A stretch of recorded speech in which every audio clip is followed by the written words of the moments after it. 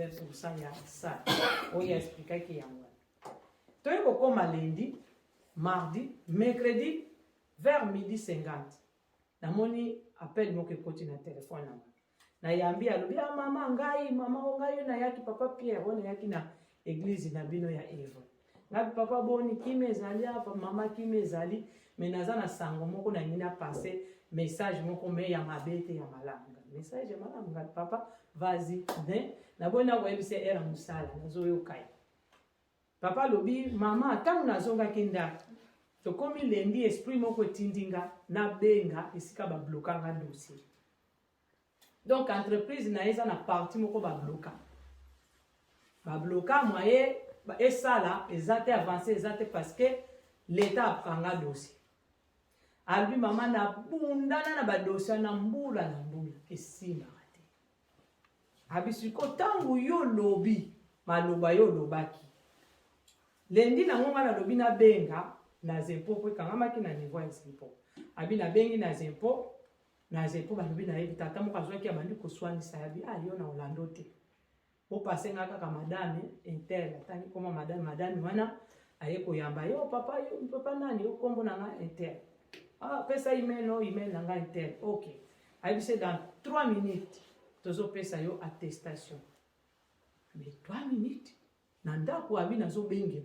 3 minutes nazo attestation yo na bunda na mbula. Avant de minutes muke amoni on a téléphone pas eye. Bala moko azongi na maloba ona lobaki. Comment ngana ke na bunda na kana dossier na zwakate. Mais na ke ka l'église wana na tie makolo nanga maloba balobi nanga esalami. Yango ngape na bomba témoignage ote na partager yango epai na bino obolobaki.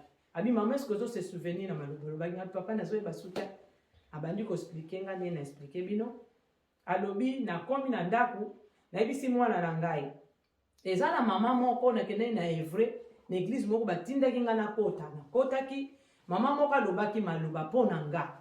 Me maloba ya lobi nzambe pe asaleli nga ya minene nazwi attestation na bundani mikolo nyonso mbula na zwaka te me nazwi yango wana nalingi na kabula na mama wana témoignage nanga me nzambe apa mola bino boza na église moko boza na nzambe ya solo. Parce que tangu na kotaki na santaki présence ya Saint-Esprit na église na bino.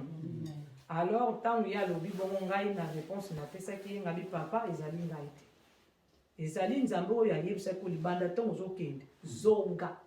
Ye wana mutayebaki souci na yo ezaki mokolo ye asala pona yo ngai mama isate. Nga naza simple instrument. Ngabi soko okoti profondément na église na biso okososolo ko comprendre nzambe nini tozo sala. Po biso toloba to sambela kabisika to uta mais okoya ko comprendre ye vraiment bien soka s'approcher na biso.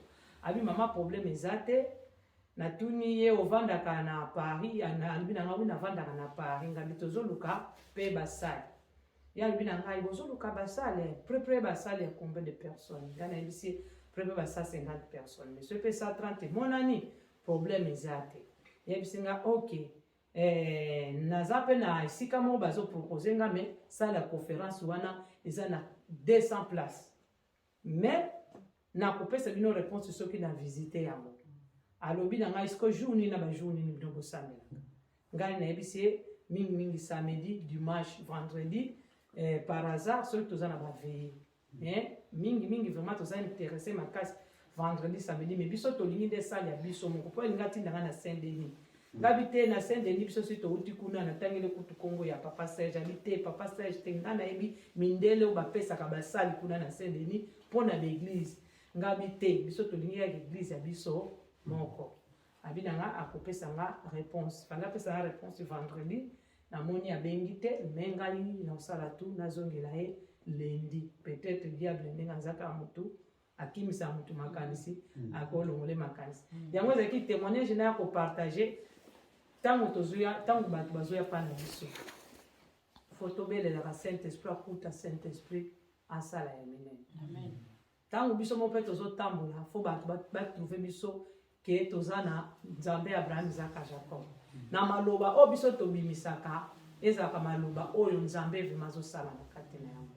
Mais soki tozotambola mabe nzambe akokosala te. Yango ezalaki lokola témoignage mpona papa parti ya papa na biso wana na mokolo lelo. Amen. Amen.